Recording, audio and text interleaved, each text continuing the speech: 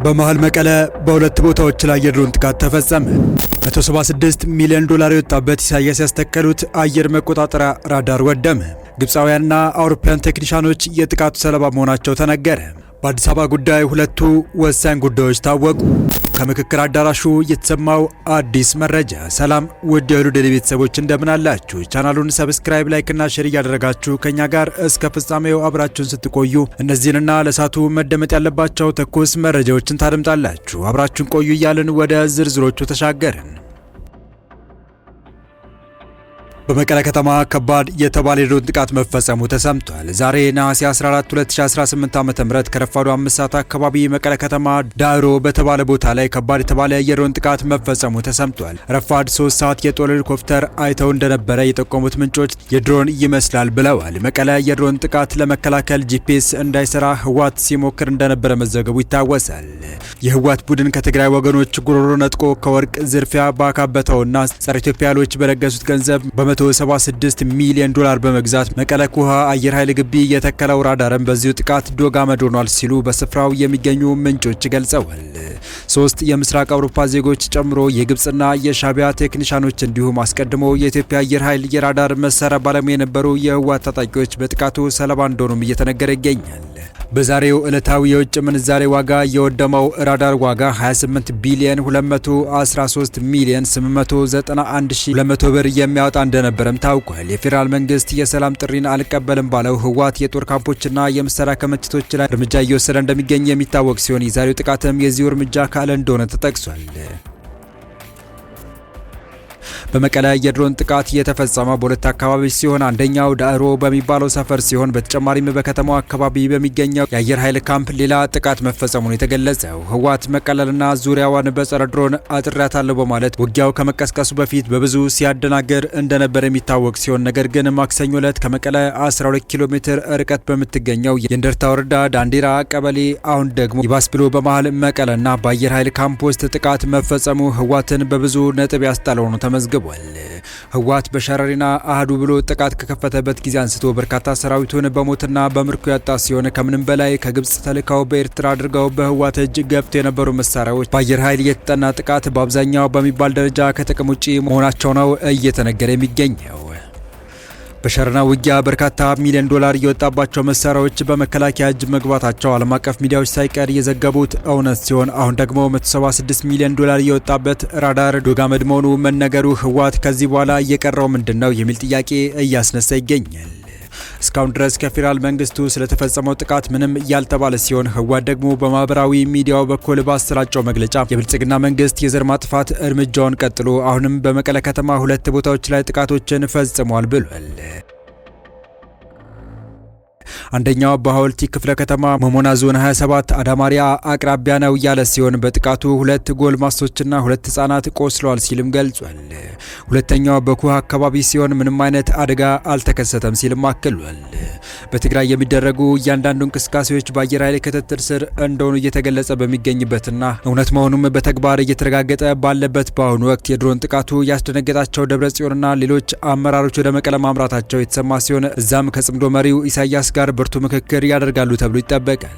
በተለይም ህወሓት ከመንግስት ጋር መደራደር እንደሚፈልግ እየተገለጸና አማላጆችን መላክ የጀመረ ሲሆን በኢሳያስና በጽምዶ ተጣማሪዎች በኩል ግን ይህ የህወሓት እንቅስቃሴ እንዳልተወደደና ቁጣን እንደቀሰቀሰ ነው እየተነገረ የሚገኘው። በዚህም አደራድሩኝ ዳግመኛ ፕሪቶሪያ ይፈጠር በማለት በመሪው ደብረጽዮን በኩል ለአሜሪካው አምባሳደር ኤርቪን ማሲንጋ ምልጃን እየጠየቀው ህወሓት ደብረጽዮን አስመራ ከደረሱ በኋላ ግን ይህንን ሀሳቡ መተው ነው የተሰማው። ህወሓት ከኢትዮጵያ ፌዴራል መንግስት ጋር በኬንያ አድርጎታል የተባለው ሚስጥራዊ የሰላም ድርድር ሐሰት ነው የለሁበትም በማለት በትናንትናው ዕለት አስተባብሏል።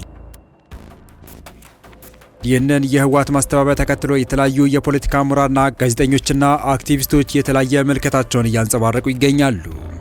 በአንድ በኩል ከወቅታዊ የኤርትራና የፋኖ ኃይሎች ሁኔታ ጋር ተያይዞ ድርድሩ ሳያልቅ መረጃው ቀድሞ መውጣቱ በህዝቡ ዘንድ እምነት እንዳያሳጣበት በመስጋት የተደረገ ማስተባበያ ነው ሲሉ፣ በሌላ በኩል ደግሞ የመካድ ፖለቲካ የህወሓት የተለመደ የታሪክ መግለጫ ነው በማለት የሚተቹም አልጠፉም። በተጨማሪም በርካታ ተንታኞች ጉዳዩን ከቀጠናው ጂኦፖለቲካዊ ፍላጎቶች ጋር በማያያዝ እየተነተኑት ይገኛሉ። በተለይም ኤርትራና ግብጽ ኢትዮጵያ ሰላም አግኝታ ትኩረቷን ወደ ቀይ ባህርና ወደብ አጀንዳ እንዳታደርግ ይልቁንም ዘወትር ወደ ውስጥ ብቻ እንድታይና በውስጥ ጦርነትና ችግር ተጠምዳ እንድትቀር ይፈልጋሉ የሚሉት እነዚሁ ምሁራን የእነዚህ ሀገራት ተጽዕኖና ስትራቴጂ ህወሓትም ሆነ ሌሎች አካላት ከፌዴራል መንግስቱ ጋር ወደ ሰላም ድርድር እንዳይመጡ ትልቅ እንቅፋት እየፈጠረ መሆኑን አስምረውበታል። ደብረጽዮን በትላንትናው ዕለት በአስመራ በመከሩበት ወቅት ከኢሳያስ ይህንን ሀሳባቸውን እንዲያቆሙና ውሸት እንደሆነ እንዲያስተባብሉ ትዕዛዝ እንድትሰጣቸውም እየገለጹ ይገኛሉ።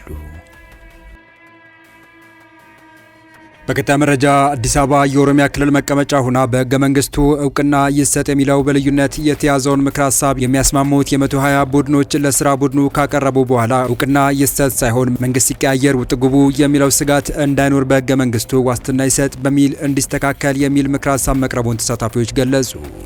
የሀሳብ የመጨረሻው ሰነድ ሲነበብ የተሰማ መሆኑንና የቃል ማስተካከያ እንዲደረግበት እንደተጠየቀም ተገልጿል። በሀገራዊ የምክክር መድረክ ላይ በተሳተፉ ተወካዮችና ተመካካሪዎች ዘንድ በአዲስ አበባ ከተማ አስተዳደራዊ ሁኔታ በዋስትናና እውቅና የሚሉ በርካታ አከራካሪ ምክር ሀሳቦች የቀረቡበት ነው። በዛሬው ዕለት ይጠናቀቃል ተብሎ የሚጠበቀው ጉባኤ የክልል ጉባኤተኞች ይመካከራሉ ተብሎ የነበረ ቢሆንም እስከ ትናንት አመሻሽ ግን ኮሚሽኑ ያለው ነገር የለም። በሀገራዊ የምክክር መድረኩ በፌዴራል ከተሞች አጀንዳ ስር የሚመክሩ ተመካካሪዎች አዲስ አበባ በፌዴራል ተጠሪነት ስር ያለች ከተማ እንድትሆን በሚል ሁሉም በሚባል ደረጃ ስምምነት ተደርሶበታል ተብሏል። ነዋሪዎች የራሳቸው መሪ ማለትም ከንቲባ የመምረጥ መብት እንዲጠበቅ ሙሉ በሙሉ ተስማምተዋል። በአንጻሩ የኦሮሚያ ክልል መቀመጫነትና የመውጣትና የመግባት ስጋት መፍትሄን በተመለከተ ህገ መንግስቱ ላይ የኦሮሚያ ርዕሰ መዲና ተብሎ ይጻፍና ክልሎች መቀመጫቸውን የመምረጥ ስልጣን ክፍት ሆኖ ለራሳቸው ክልሎች ሆኖ ይተው በሚሉ ሁለት አማራጮች በልዩነት ተይዘዋል። በ120 አባላት ባሉት አካል ሲጣጣም የቆየው ምክር ሀሳብ ለስራ ቡድኑ ማለትም ለ500 ከቀረበ በኋላ ተሳታፊዎች ዘንድ በልዩነት ተይዞ የነበረው በህገ መንግስቱ የኦሮሚያ መቀመጫ እንደሆነች እውቅና ይሰጥ የሚለው የእውቅና ሳይሆን የዋስትና ይሰጥ በሚል ይስተካከል ተብሏል ሲሉ ተመካካሪዎች ገልጸዋል። አዲስ አበባን ወክለው በፌዴራል ከተሞች አጀንዳ ላይ እየመከሩ ያሉ አንድ ተሳታፊ ለስራ ቡድኑ ከቀረቡ በኋላ እውቅና ሳይሆን ዋስትና ይሰጥ ነው ያልነው። ማለትም የመውጣት የመግባት የመቀመጫ ዋና ከተማ እውቅና ሳይሆን ዋስትና ነው። አሁን እውቅናና ዋስትና ልዩነት አለው። ስለዚህ እኛ እውቅና ላንም ዋስትና ይሰጥ ነው ያልነው የሚል ሀሳብ ከተመካካሪዎች ዘንድ ተነስቷል ብለዋል። ይህም ማለት መንግስት በተቀያየረ ቁጥር ክልሉ መቀመጫውን እንዳያጣና ልቀቁ የሚል እንዳይመጣ እንደሆነ አንስተዋል። ተሳታፊው አክለውም ከተመካካሪዎች በኩል ተነስተዋል ያሉት ሀሳብ ከአዲስ አበባ ውጡና ግቡ የሚባል ነገር እንዳይመጣ በሚል ይህን ምክር ሀሳብ አቅርበዋል ብለዋል። በኢህአዴግ ዘመነ መንግስት ጊዜ የኦሮሚያ መስተዳደር አዲስ አበባ መጥቶ ከዛ ደግሞ ከአዲስ አበባ የወጣበት አጋጣሚ ነበር እና ለዛም ዋስትና እንዲሆን የሆነ ነገር ይጻፍ የሚል ጥያቄ ነበር ሲሉም ገልጸዋል። በመጀመሪያ ደረጃ የተያዘ አማራጭ ህገ መንግስቱ ላይ አይጻፍ የሚል እንደሆነ ተሳታፊው አንስተዋል። ርዕሰ መዲናነቱ ህገ መንግስቱ ላይ መጻፍ የለበትም። ምክንያቱም የራሳቸውን መቀመጫ መምረጥ የሚችሉት ክልሎች በመሆናቸው ህገ መንግስት ላይ መጻፍ ራሱ የክልሉ ምክር ቤት አሳሪ ሊሆን ይችላል በሚል የተነሳ ሲሆን ከዚህ በተጨማሪም የሁሉም ክልል መቀመጫ በህገ መንግስት ስለማይጻፍ የኦሮሚያ ብቻ ተለይቶ መጻፍ የለበትም። ይልቁንም ክልሎች የራሳቸውን መቀመጫ የመምረጥ መብት እንዲኖራቸው ክፍት ይደረግ በሚል በልዩነት ሀሳብ ተነስቷል ሲሉ ለአዲስ ማለዳ ተናግረዋል። በሌላ በኩል ደግሞ ሁለተኛው አማራጭ የኦሮሚያ መቀመጫ ሆና በህገ መንግስቱ ላይ ይጻፍ የሚል መሆኑን አንስተዋል። የኦሮሚያ ርዕሰ መዲና ተብሎ ይጻፍ የሚል አማራጭም ቀርቧል። ምክንያቱም ይሄ በግልጽ ካልተቀመጠ ነገ ሌሎች ክልሎችን መቀመጫችን አዲስ አበባ እናደርጋለን ቢሉ ቀውስ ይፈጠራል ብለዋል። ይህ ምክር ሀሳብ የመጀመሪያውን የሚቃወም እንደሆነ የሚያነሱት ተሳታፊው አዲስ አበባ በኦሮሚያ ክልል መሀል የምትገኝ በመሆኗ ለኦሮሚያ ልዩ እውቅና በመስጠት የኦሮሚያ ርዕሰ መዲና ተብላ በህገ መንግስቱ መጻፍ አለባት ተብሏል። በሌላ በኩል ደግሞ የኦሮሚያ ርዕሰ መዲና ተብሎ ከተጻፈ ደግሞ ክልሉ የሌላ አካል ስልጣን ውስጥ እንዳይገባ የህግ ወሰን ሊበጅለት ይገባል ተብሏል። ይህ አባባል ከተማዋን እንደ ዋና መዲና የመጠቀም ስጋትን ለመቀነስ ብቻ ታስቦ የተደረገ እንጂ ሌላ ተጨማሪ ስልጣን ለመስጠት እንዳልሆነ በግልጽ እንዲቀመጥ ምክር ሀሳብ ቀርቧል ተብሏል። የተወደዳችሁ የቻናላችን ቤተሰቦች ለአሁኑ ለእናንተ ይመጥናሉ ብታደምጧቸው ታተርፉባቸዋላችሁ ብለን የመረጥንላችሁ ዕለታዊ መረጃዎቻችን እስካሁን ያደመጣችኋቸው ነበሩ። በተመሳሳይ ሀገራዊና ቀጠናዊ ጉዳዮች እንዲሁም ዓለም አቀፋዊ ጂኦፖለቲካ፣ ወታደራዊና አነጋገር ክስተቶችን ለበለት ተከታትለን በትኩስ ይዘን እንደምንቀርብ እያሳወቅን የቻናሉ ቤተሰብ ካልናችሁ ሰብስክራይብ፣ ቪዲዮ ላይክ እና ሼር በማድረግ ተደራሽነታችን ታሰፉ ዘንድ አክብሮታዊ ግብዣችን ነው። አበቃን። ሰናይ ጊዜን ተመኘን።